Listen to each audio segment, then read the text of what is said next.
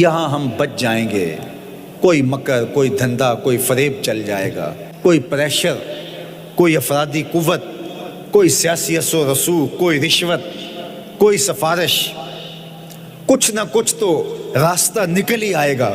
اور آج کی دنیا میں صرف یہی پوچھا جاتا ہے کمایا کہاں سے، یہ نہیں پوچھا جاتا خرچ کہاں کیا، جیسے چاہو خرچ کرو، لیکن وہاں سوال ہوگا وَفِيمَا أَنفَقَهُ، خرچ کہاں کیا، یہ سوال بھی کیا جائے گا۔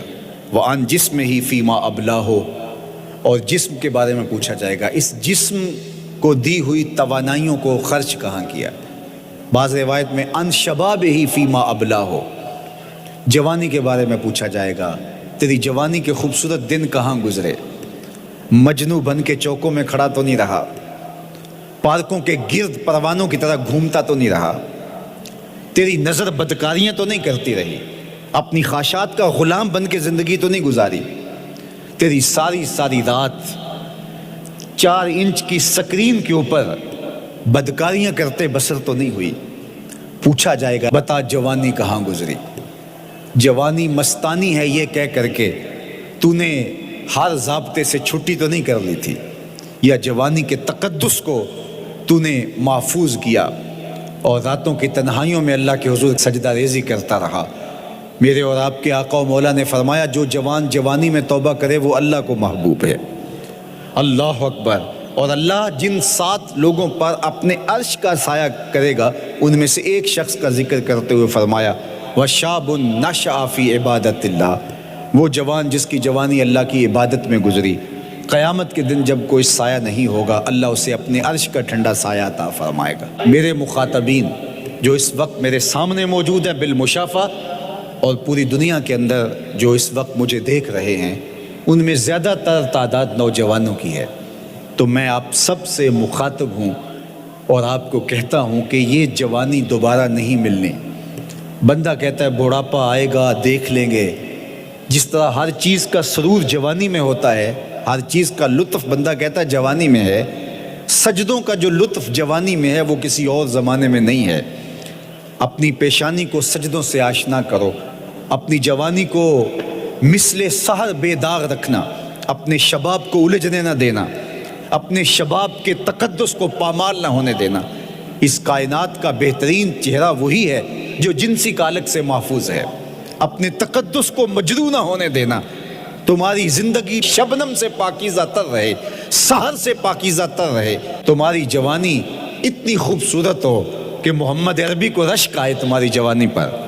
اپنی جوانی کو آوارگی میں بسر نہ کرنا، اپنی اس جوانی کو دین کے لیے وقف کرنا، سحری کے سجدوں میں آنسو بہا کر کے جوانی کا لطف کشید کرنا۔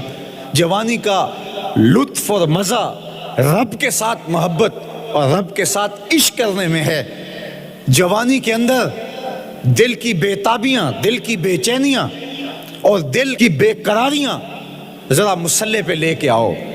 عشق کرنا ہے تو کسی آوارہ سے نہیں، عشق کرنا ہے تو رب العالمین سے کرو، آمنہ کے لال سے کرو، تو پھر دیکھنا کہ یہ جوانی کیا نور بخشتی ہے۔ تم نے اس کے حضور پیش ہونا ہی ہونا ہے، اس کے حضور جانے سے تم بچ نہیں پاؤ گے، چھٹکارا نہیں، رستگاری نہیں۔ ایک ایک عمل کا تمہیں حساب دینا ہوگا، ایک ایک حرکت اور ایک ایک سکنت تمہاری تشت ازبام ہوگی، تمہارا پوشیدہ اور مخفی عمل قیامت کے دن سامنے آ جائے گا۔ اللہ اکبر۔ یہ قرآن ہے، یہ کوئی فرضی کہانی نہیں ہے۔ اِنَّهُ لَقَوْلٌ فَصْلٌ وَمَا هُوَ بِالْهَزْلِ، فرمایا یہ قول فیصل ہے، یہ طے شدہ حقیقت ہے، یہ امر واقعی ہے، یہ کوئی مذاق نہیں ہے کہ یوں ہی کوئی کہانی بیان کر رہا ہے، یہ سب کچھ ہونے والا ہے، یہ اپنی آنکھوں سے تم دیکھو گے۔